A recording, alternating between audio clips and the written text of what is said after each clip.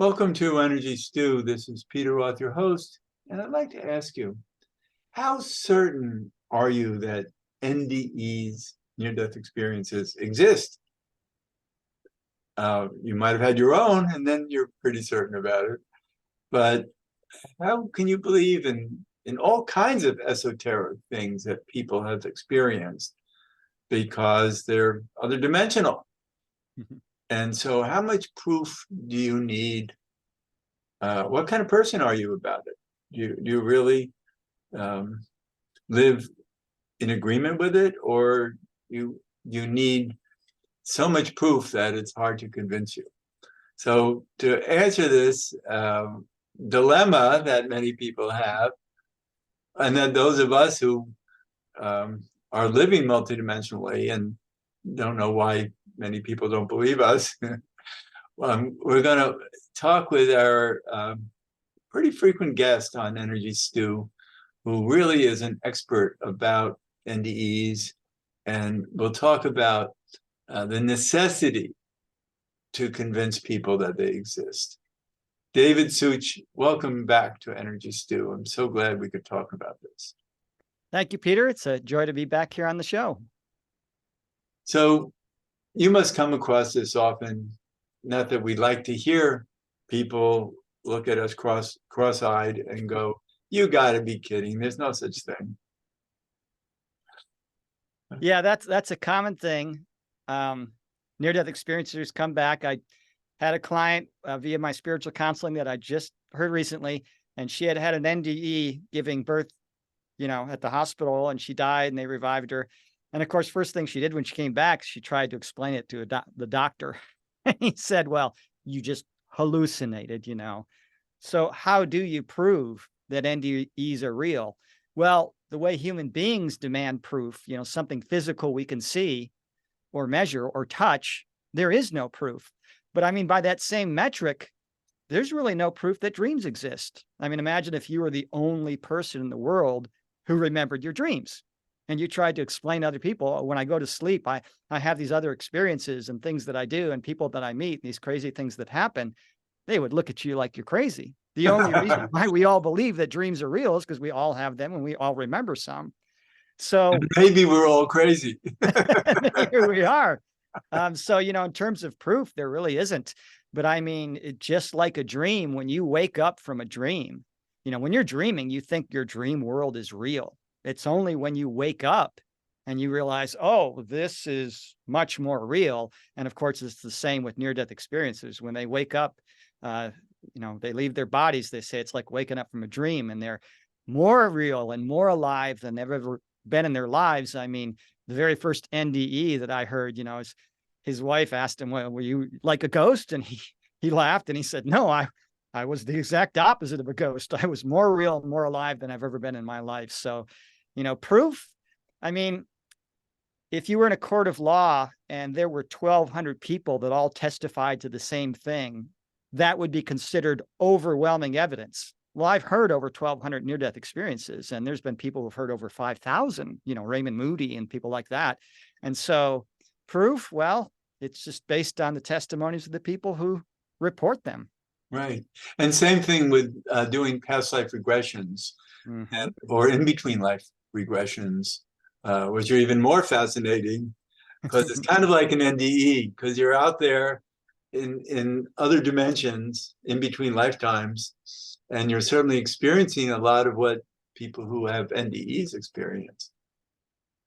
Yeah, and I recall one past life regression therapist talking about a patient that came in who was having a problem with a pain in their side and been to all these doctors, and they couldn't figure out what this chronic pain was in their side, and they had the past life regression.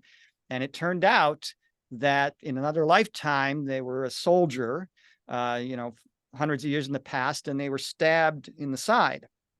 And this regression therapist kind of worked through that. And, they did this release of that pain and the trauma that carried over into this lifetime. And that fixed the issue. The pain went away. So we can even carry some of those memories that can manifest in our physical bodies from other lifetimes. Right. Actually, I've been having trouble with my legs in recent times. and some neurological issue. And then I asked this woman who is intuitive, as you and I are also, and she has her own shtick about, because all of us intuitives, we're not always having the same intuition. The universe is vast, and we receive information for all kinds of purposes, and we all have different purposes. So we all can tune in and see different worlds and different universes, et cetera, in different lifetimes, and work with different spirits out there. And so she tuned in and saw that in some previous lifetime, not that long ago, I was a young boy who got run over and lost my legs. And she felt that was the reason why my legs are in trouble in this lifetime.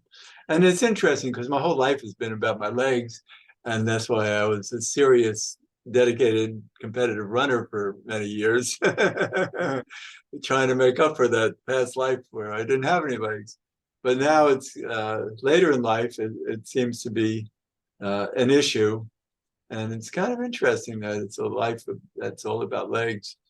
But knowing it hasn't restored them yet. I'm not giving up on them. I have actually done some running recently, not quite the same as I used to, but a little bit to feel like the potential is still there. So it's fascinating that the universe is so vast, and we all have very different experiences in it, including NDEs. I think people who have NDEs are extremely fortunate. I would say that I would love to have an NDE, but I don't want to risk that it's actual death rather than a near death. So I'm not willing to test, but or the consequences of it, because sometimes they're based on trouble that doesn't fully resolve itself after the NDE. Yes. So it's, there are blessings and there are detriments to it as well. Yeah, it's quite common for NDEs, for instance, to come back, and even though they may have some pretty severe injuries that they may never fully recover from, they have what doctors would characterize as miraculous healings. And of course, the medical community has a term for this to dismiss its importance and significance. You give it a name and that makes it sound like, well, we know what's going on, and they really don't, but they call it spontaneous remission or spontaneous recovery. Right. And it is quite common for a person who's been in a severe accident or had some sort of severe medical trauma to be in the hospital. They come back from their NDEs and have these miraculously fast healings that baffle their doctors. Well, Right. The reason is when you have your NDE, your energy is put into this very high vibrational state. And when you come back, it's there. And when your spirit's in a high vibrational, healthy, balanced state, that projects onto the body and can cause very quick healing. And of course, we have the capability to talk to our body and to talk to ourselves and to cause ourselves to heal just with our own power. We're creator gods, just like the big God.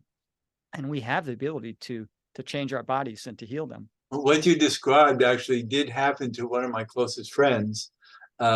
My friend Lisa Denton, who was a powerful, intuitive, and healer at this point. Many years later, this is when she was still, I think, a teenager, and she was in a traffic accident and had a very bad physical result. But she did have an NDE, and she really did get to a beautiful place and experienced the wonder of other dimensions. But when she came back, they told her that she would have to be in a body cast for maybe even a year because she was so badly broken. And then a very short time later, they said, "Holy smokes, you don't need that anymore. You can go about your life." And it was like, what happened? And so that's exactly what you were talking about. It's wonderful when when you meet people who have these experiences and you see their genuine nature about it, you don't take them that lightly. Yeah, that's a very good point. I mean, when we talk about evidence of NDEs, I had 25 years as sort of an engineering consultant, but I also had sales integrated with that. I was a power plant consultant, and I tried to get customers where it would work to put in these power plants. And I took training on how to spot a lie. And, these people who talk about their NDEs, they don't really display any of the common signs of a person lying. As a matter of fact, it's the exact opposite. They, have a lot of genuineness, and, they get very emotional when they talk about the beauty of heaven, and they'll cry. And, that's hard to fabricate if these people are making it up. It's really hard to, to make up the signs of being genuine. Most people aren't that good with their acting abilities. Acting is a very difficult thing. Very few people are really good at it, where, you get somebody in a movie and they're genuinely convincing you that they're this other character. Well, these people who report their NDEs, they're being genuine about it. As a matter of fact, a lot of them don't even want to talk about it because they think nobody's going to believe them. Well, why would you make up a lie and then not talk about it? That doesn't make any Well, sense. let's talk about that too. That how stuck are people in their third dimensional normal, what they call normal life, to not want to believe anyone who has these experiences? Well, I mean, anytime you get something that's outside of sort of the cultural group of beliefs, the paradigm of beliefs of society, you get pushback. And this is nothing new. I mean, over 500 years ago, a very brilliant man worked out the math when looking at the stars and the planets. And he wrote a book called On the Revolution of the Celestial Spheres. And he said, well, we're not the center of the universe with the sun and the stars going around us. We're going around the sun at 90 miles a second. Well, he was looked at like a mad scientist. You're crazy. You're off your rocker. He had to delay the publishing of his book until after his death because of the political and social firestorm it would create. And of course, he was being threatened by the Catholic Church to be excommunicated. And that was, you'd lose your funding as a scientist if that happened. Of course, that was Nicholas Copernicus, and in the 1800s, early 1800s, Richard Owen examined large bone and teeth fragments, and he speculated there were once giant lizards that roamed the earth that he called Dinosauria. And everybody thought it was a hoax. He was making up to get money. And of course, even as late as 1912, Alfred Wegener first suggested the idea that continents are slowly drifting across the surface of the earth. Continents drifting, please. Of course, he turned out to be right. So any discovery where the scientist, to understand that discovery, has to contemplate what is absurd, what seems to us to be absurd, is going to be viewed as crazy or unbelievable by the rest of society. But it takes time for them to come along. Science is always behind spirituality, and they will eventually catch up. 150 years from now, it's going to be common knowledge that we are little facets of God coming down here and pretending to be human. And, we're never going to die. These are just shells that we occupy temporarily, but that is not a commonly held belief today. Right. And over the years, a lot of new breakthroughs in scientific discoveries, which hold new paradigms, take many, many decades actually to be accepted. And so hard for people to accept anything out of the norm. And it's amazing how limited many humans are, and it's understandable because our survival mechanisms are always at play, and yes, we need to survive with what's familiar.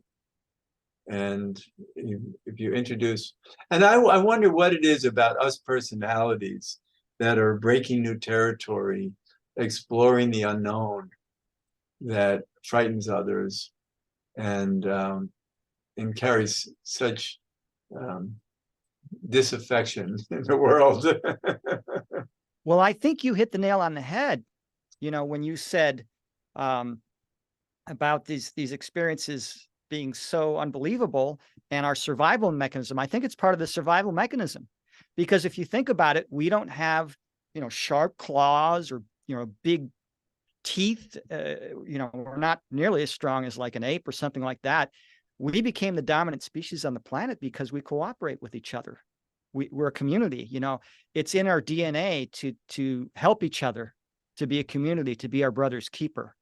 And so we all know that if we lose our connection to others, we're toast. I mean, how many human beings, if they were left on their own, could survive without the help of another? Our food, our clothing, our housing, all that comes from cooperation with others. And so when you talk about a story like an NDE that sounds absolutely crazy, there's a progression that happens that's part of the survival mechanism. The person listening says, this is crazy. So this person is crazy. They could be dangerous. I need to get away from them. And so there's a fear of being shunned, and you lose your connection. So people learn to shut up about it, because our connection to others and being accepted in the group that we're in, or in the country or whatever, or even just our own family, to survive, well, you don't want to jeopardize that. It's interesting because there are three different concepts of community that are part of the human design system, which I'm an analyst of. And so one is tribal mentality. A second is collective mentality. And the third is individual mentality. And so individuals have a very tough time being accepted by the tribes and the collectives, because we are the people who speak outside of the box. And what's interesting, that tribal mentality is more fearful than collective. So tribal mentality is based on protecting the tribe at all costs, win-lose, willing to sacrifice others for the benefit of the tribe. Whereas the collective mentality is more sharing and willing to listen, willing to create win-win out of circumstances. So there's win-lose, win-win, and then there are the individuals who are just trying to fit in because they know things that no one else knows. Yeah, that's very interesting. In the past, hundreds of years ago, what was normal is that you had to attach yourself to a group, whether it was an extended family or an army or a city or a country or even something as big as the Roman Empire. And then you made yourself as strong as possible in that group. And then you took from others by force. And you had to do that to survive. Well, what's happening now is there's a new paradigm with our manufacturing capabilities, with our amazing communication abilities, with our technology. The new paradigm is this: there is enough for everyone. We no longer need to fight each other to compete and to survive. What we have right now is that old mentality causing problems. And cooperation now is replacing the old mentality of competition. And that's going to be a tough transition. And it's going to require trust, and it's going to require us to all be in a consciousness where we recognize that all human beings are connected, and that if I harm another human being in a business deal, if I screw them over or whatever, I'm harming the collective, and therefore I'm harming myself. And if I help another human being, I'm helping all of humanity, and I'm helping myself as well. And once we understand that common connection, we're not going to allow things to happen like 50,000 homeless people on the streets of Los Angeles. I mean, that's low-hanging fruit. Right. But you take care of those people, and yet you raise the consciousness of humanity. Right. And that's collective thinking. Because tribal thinking is protect the tribe at all costs. If there are people who don't belong in the tribe, kill them off, sacrifice them. And there's too much tribal mentality going on in the world right now. Oh, yeah. And what you have now is something very unusual, which is, for the first time in history, the bulk of the people, they don't want war. Let's face it, if women were in charge of the planet instead of men, they wouldn't be sending their sons and daughters to die on the battlefield. And so you have leaders who are trying to drag us back into old consciousness and drag us back into war. Right. And the people don't want that. The people of Russia and the people of Ukraine, most of them, they don't want a war. That's the leaders doing that. And Right. it's sad, and it's going to end. The war is going to have to end. It's on its way out. Right. So we're becoming more and more sophisticated, and it's beautiful to see, to live in hope. Well, I have Yeah. great hope for humanity. I mean, I've heard from near-death experiences that in about 150 years, it's going to be this peaceful utopia. I mean, some people think that, when we ascend as a species, we're all going to be, holding hands and singing Kumbaya. No, we're still going to have our disagreements, but we're going to be like a family that really loves each other and is healthy in the way they deal with each other. They may have disagreements. They may have arguments. The brothers and sisters may get mad at each other, not talk to each other for a while, but they're not going to pick up guns and knives and start killing each other. And that's where we're headed. And it's going to be such a big change. If you think about, 150 years ago, how different did Earth look? There's no electricity, no communication like we have today. It was a very different place. People from that time, they wouldn't recognize us today. And I have heard that if an alien looked at the planet today, they would, say, oh, you guys are a mess. You're going to destroy yourselves. You're trashing your environment. You're fighting each other. You're not eating well. You're not taking care of yourselves. You're not taking care of each other. And if that same alien came back 150 years from now and looked at the planet, jaw would drop. What did these people do? How did they get their act together? They really cleaned this place up and made it into a garden paradise. And that's where we're heading. Yeah, but they could see 150 years from now and say that was true. But let's hope that we don't have to wait until then. Yeah, I don't know how long it's going to take. We'll see. Right. But I love the idea that, and we can see growing consciousness over the last couple of decades where life wasn't as treasured with each other as it is nowadays. There's more human rights, there's more compassion, understanding of doing things right for each other. Absolutely. So now it's about how do we open up using the work that you're doing, especially being a researcher of NDEs and having so much connection multidimensionally yourself, and understanding that you have to be a voice of this higher knowing. Yes. And one of the things, I just heard a testimony recently where the guy came back from his NDE and he said, I lost that desire that so many humans have, or that reaction so many humans have. He said, I don't have that need to defend myself, to explain myself, to prove that I'm right and another person is wrong. They lost that, and so when a person becomes spiritual, that tends to happen. They lose that idea of, I've got to convince this person of this higher truth. So, I'll give my talks and people believe it or they don't. And occasionally I'll have somebody that wants to debate me. And I tell them, well, okay, if you're asking a question because you want to know what these guys say, I'll answer it. But, if you're firm in your beliefs, whether it's a religious belief or other set of beliefs, I have no desire to try and get another human being to believe what I believe. Yeah, and don't try to convince me that dreams don't exist. And you can't drag somebody in a higher consciousness or to a higher understanding of things. They have to sort of come to it on their own. Love does not really challenge or insult another person because of their beliefs. It might facilitate an environment where they can ask questions and learn if they want to explore other beliefs, but it doesn't try and tell the other person they're wrong. Right. And so I do my best to try and avoid that. Lately, I've been doing a lot of work on the consciousness scale that can be measured. So we can measure the different consciousness of people and see where they're at.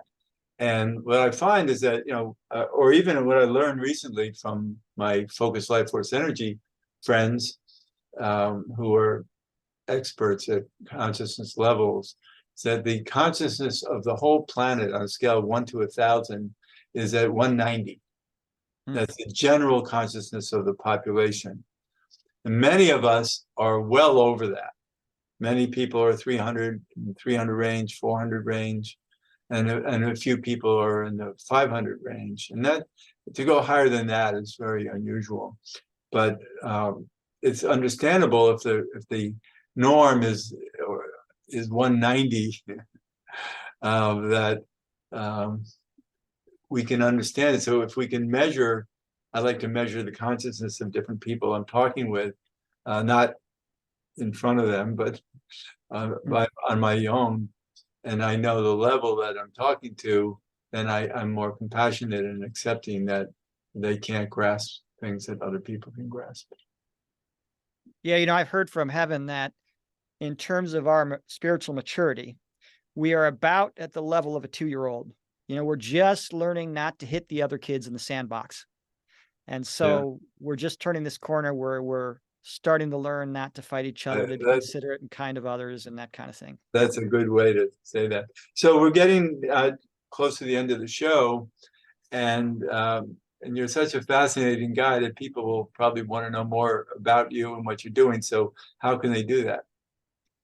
Well, my website, godtookmyclothes.com, has a 2-chapter preview of my book. It's also got a link to my spiritual counseling, and my email is there.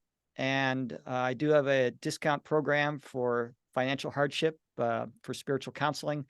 And then, of course, at the time of this recording, I'm still answering all emails. I can't type the emails out anymore. It's too much work. So I respond with an audio message. So if anybody has a question they want answered, they can just send me an email and I'll answer it with an audio response. And that's 100% free. And another time when we still have time, we don't now, I want to know why your website is named God Took My Clothes, because that in itself says a lot. Yeah. Now, the first NDE ever heard, he ended up in heaven naked. Yeah, So why not? that's where it came from. Yeah, okay. Yeah, but what does that mean in terms of us needing to be clothed? And certainly in Aboriginal societies, clothing wasn't very important. Yeah, we kind of have a hang up about nudity in our culture. Yeah, Nobody looks at a dog walking down the street and says, "It's a naked dog, put some clothes on," but that's what we say about humans, right? So we still have hang ups about that. But fascinating. yeah, but it's who you really are. It's the core of who we are. And the core of who we are not these bodies. The naked truth is we are powerful spiritual beings, children of our Father, who is the same powerful spiritual eternal entity. And we are eternal just like him. We have always existed, we always will. Yeah, I love that. It's a good overview. At the same time, many of us wear clothing to differentiate ourselves and to be stylish or whatever it is we need. But so we're really at the end of the show. David Suich, I'm so happy to talk with you. Thank you so much for being a guest on Energy Stew. It's always a pleasure being here, Peter. Thanks for having me on. Sure. And this is Peter Roth, your host of Energy Stew at prn.live. I can be reached at peter@heartriver, HEART river.org. I'd love to hear from you, and thanks so much for listening.